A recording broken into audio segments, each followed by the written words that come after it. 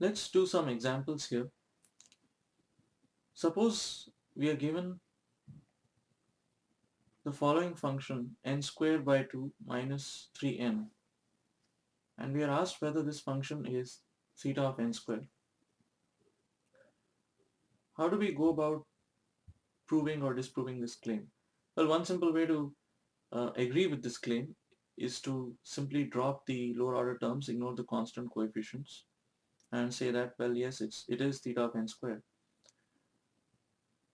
A slightly more difficult way to do that, not difficult but more tedious way to do that, which we saw, was using the definition of theta of n squared and showing that there exist two constants c1 and c2, both greater than 0, such that this function can be bounded from below by c1 times n square and bounded from above by c2 times n square for large values of n.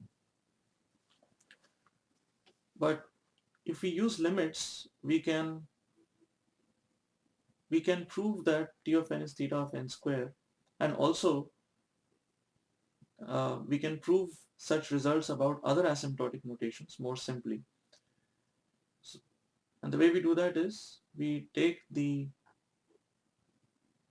ratio of t of n and the function in question, which is n square here. So limit of n tending to infinity, the limit as n tends to infinity of t of n divided by n square.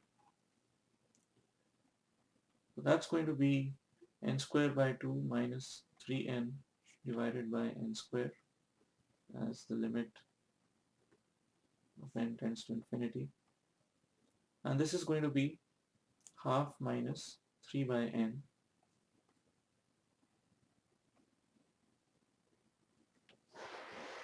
which is going to converge to half as n tends to infinity. Now, since half is a positive constant,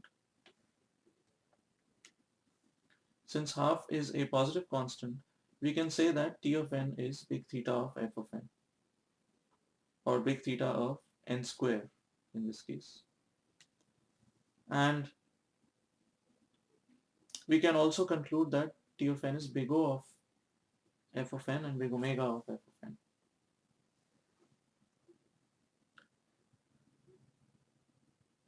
What about the second example?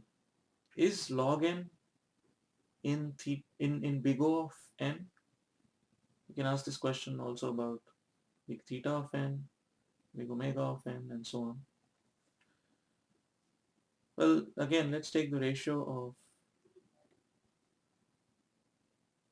log n and n as n tends to infinity. Now the value of this ratio is 0 in the limit. And if you want to argue why it's 0, you may recall the L'Hopital's rule, which you may remember from your high school calculus.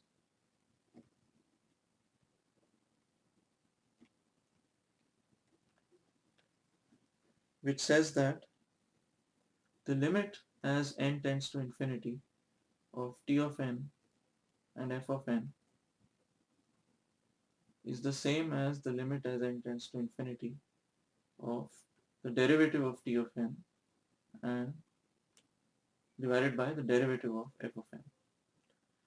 So in some examples, like the one we took here, it's obvious what the limit is because we have this constant value over here and the other term has n in the denominator, and so the other term is going to converge to 0 and this is going to remain a constant as we take the limit of n tending to infinity. But in case of this particular ratio, log n by n, as n tends to infinity, log n also tends to infinity and n also tends to infinity.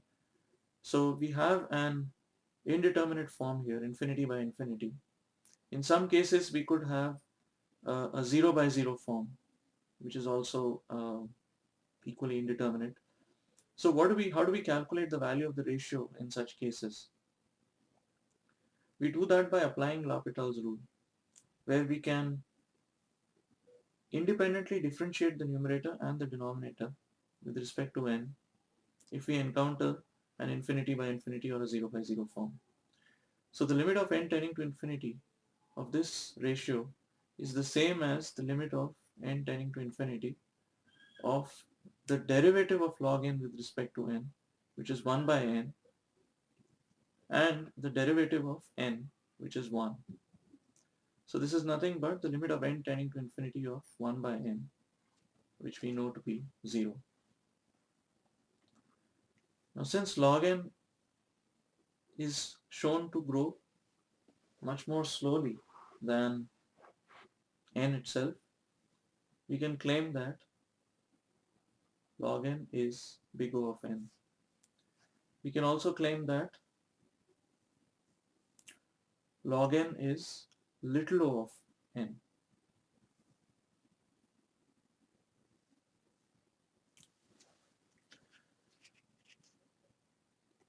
Let's take another example. Is log n big O of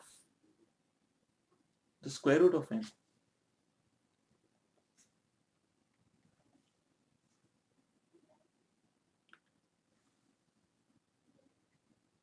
Again, we take the limit as n tends to infinity of log n and the square root of n and see what happens. Again, we get an infinity by infinity form.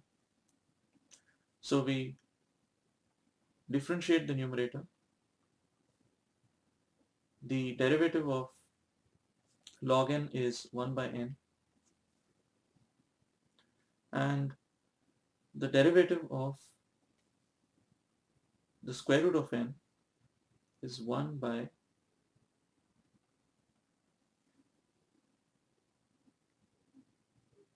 twice the square root of n. So this then becomes limit n tending to infinity of, this will go in the numerator, twice of square root of n divided by n.